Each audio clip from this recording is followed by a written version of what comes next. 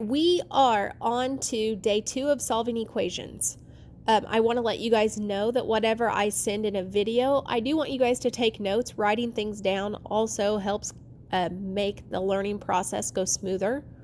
And when you write things in your own writing, you have a better chance of remembering it. I don't know if you knew that. So if you guys would like to hit pause and copy down these 5 steps, that would be great. And then just hit play when you are ready. We're going to solve our first equation that looks about like this.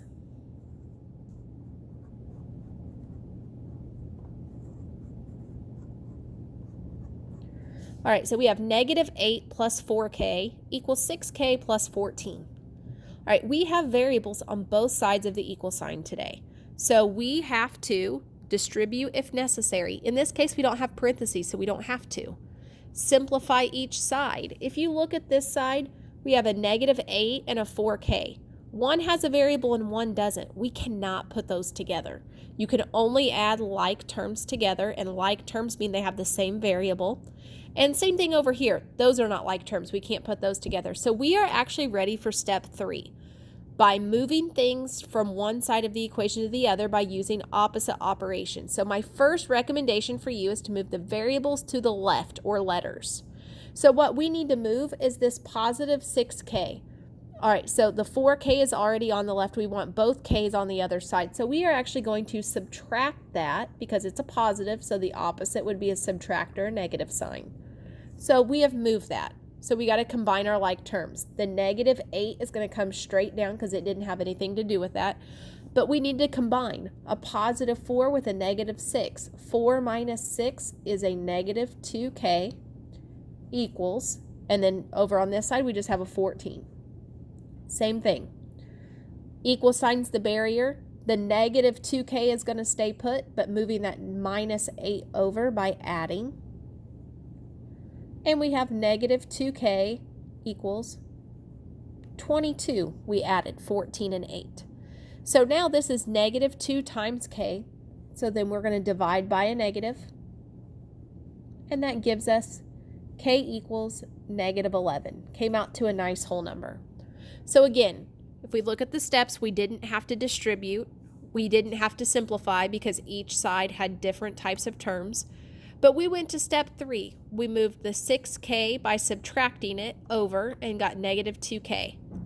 Then we moved the constants to the right by adding 8, moving it over, and then that gave us negative 2k equals 22, which we divide and get negative 11. All right, let's try another one. Let's add a distributive property. And again, if I'm going too fast, feel free to hit pause as you copy. All right, so this one we have 6 times x minus 2 equals 5 times x minus 3. All right, we have to distribute. We have to distribute on both sides. So 6 times x gives us 6x. 6 times negative 2 is negative 12. 5 times x is 5x.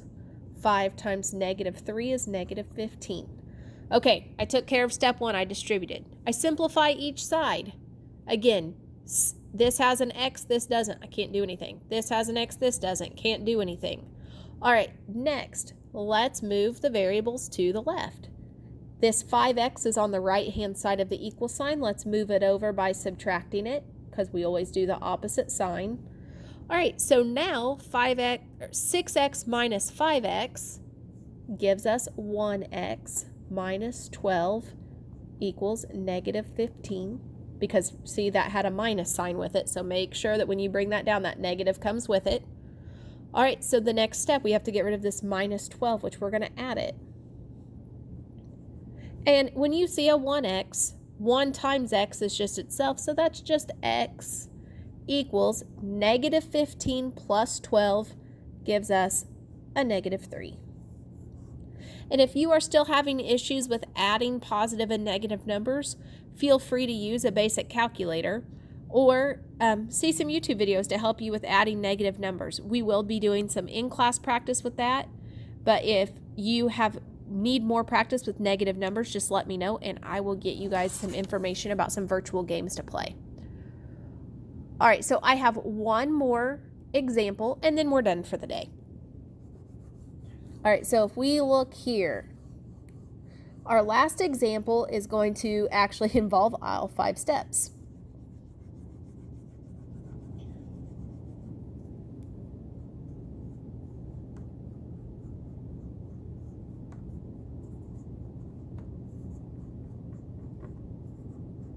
All right, so I've added a bigger number. Let's not do 21. Let's switch that. I'm sorry.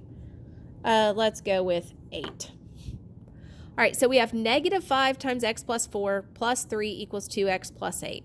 Number 1, we got to distribute. We take negative 5 times x, negative 5x. Then we're going to take negative 5 times a positive 4. So if I have a negative 5 and a positive 4, when I multiply that, that's a negative 20. So I'm going to bring that down as a minus 20. This 3 is not part of the parentheses. It doesn't get multiplied. You just bring that plus 3 straight down, equals 2x plus 8. So all I did there was distribute. Now we got to simplify each side. So I always draw a line at the equal sign just to give myself a visual of what I need to simplify. On the left-hand side, this term has a variable, but the negative 20 and the positive 3 do not. So they are like terms. I can actually put those together right away. So that gives me negative 20 plus 3, which is a negative 17. Now the 2x plus 8, those are not like terms. They still stay apart. Now we are ready for step 3, moving the letters to the left. Positive 2x right here. I want to move it over. Let's make it a negative 2x.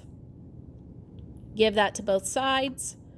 So we have to combine those. A negative 5 and a negative 2 becomes a negative 7x minus 17 equals, and all I'm left here with is an 8.